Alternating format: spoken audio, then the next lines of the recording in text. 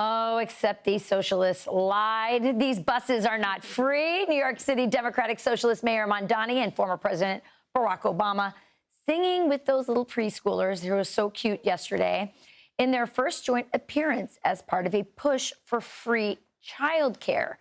Joining us now, America's Newsroom co-anchor and the 5 co-host, Dana Perino. Great to be here. We're going to talk about your book in a little bit. Great. So let's not spend too much time on Mamdani. But yeah, he's not worth it. He's not worth it.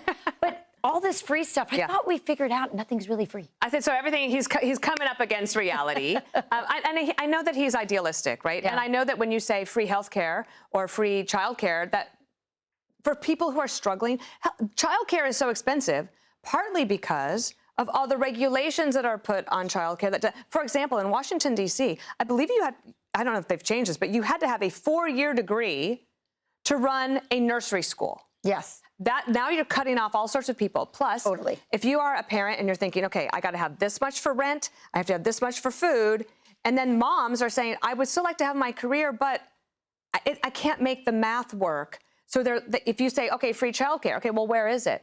Oh, guess what? It's 45 minutes across town. So now you're adding things to people. Instead of figuring out a way to say, how can we solve this from a private sector perspective? They want to try to make it free. It won't happen.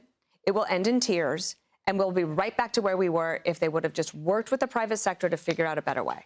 Or talk to families. You know what families want? They want maybe a tax break to bring family members close. Like if you live within 5 miles of your mother or your aunt or your cousin, then they live close to you, and maybe a tax break, an extra tax break if a family member is taking care of your kid versus a stranger in a daycare.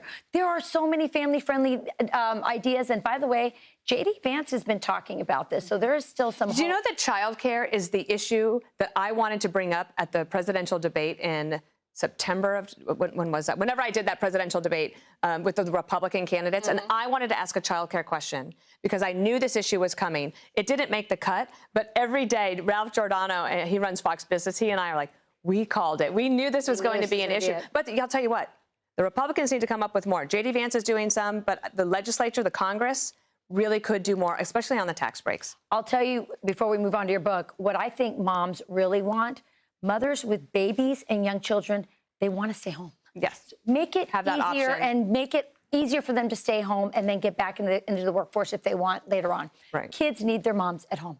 Dana, let's talk about your book. Okay. Because first of all, I feel like you kind of lived this book.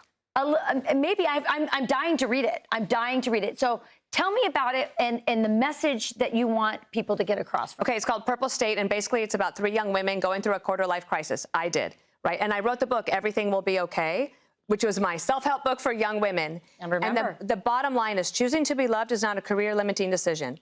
That your plan is not necessarily going to work out. And in fact, when you hit age 25, 26, you start to realize, oh, it's not working. Number 3, I was very concerned about people being so worried about polarization in America.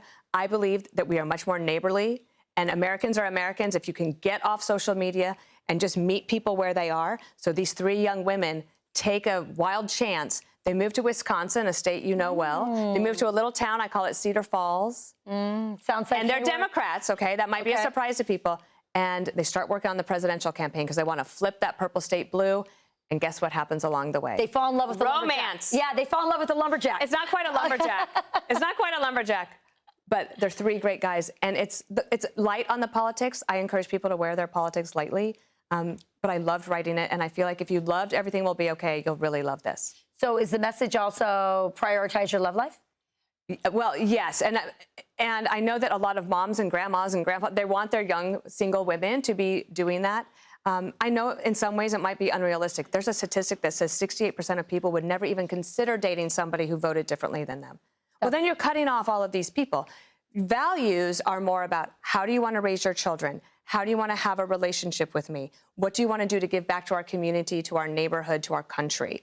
Those are the values that really matter. If you, at the end of the day, one votes for Trump and one votes for Biden, oh, well, it doesn't matter in the end.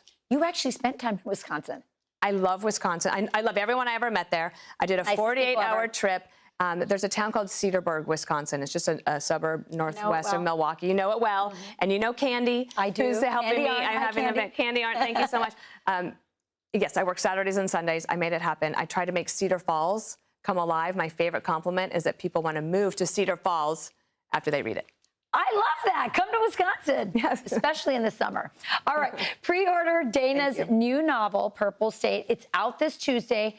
Check out her new op-ed also on foxnews.com. Really quick, what's the op-ed about? It's basically about if you want to learn the lessons, it's what you do with your children. You hide vegetables in the mac and cheese. All the good lessons that you need your young women to learn, they're hidden in this book.